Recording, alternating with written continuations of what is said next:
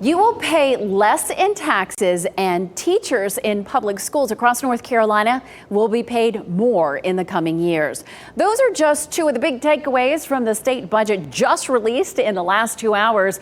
WRAL's Capitol Bureau Chief Laura Leslie joins us now live with what else you can expect to be paying more or less for. Laura?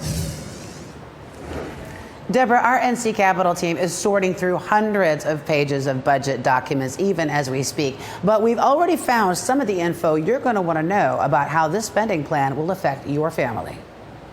If you're a state taxpayer, the budget will bring you a bit of a break. Personal income taxes were already scheduled to be reduced slowly over the next few years. The new budget speeds up that process. A married couple making $100,000 a year will pay $74 less in taxes in 2024, $187 less in 2025, and $193 less in 2026. For a single taxpayer making $50,000 a year, that's $37 less in taxes next year, $94 less in 2025, and $97 less in 2026. People who work for the state will get paid more. Teachers and state employees will get average raises of 4% this year and 3% next year. For a worker making $50,000, that's a $2,000 raise now and another $1,500 starting next July. If you make $75,000, that's a $3,000 raise now and another $2,250 starting next July. The State Employees Association says that is not enough to address the sky-high vacancy rate in state government.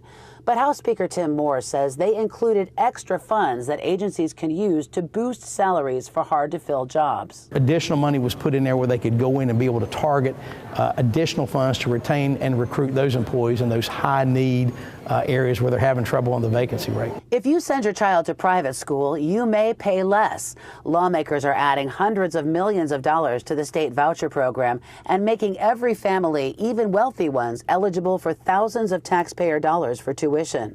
But if you use ride-sharing services like Uber or Lyft, you'll pay more. The budget includes a new tax of 1% of your fare or 1.5% if it's an exclusive ride like a limo. And if you drive an electric car, you'll pay more too. Your annual state fee will increase by almost 30%. Now, state retirees, we know, were hoping for a permanent cost of living increase in this budget, but it did not make it into the final version of the spending plan. Instead, retirees will get a one-time 4% bonus cost of living adjustment. Deb?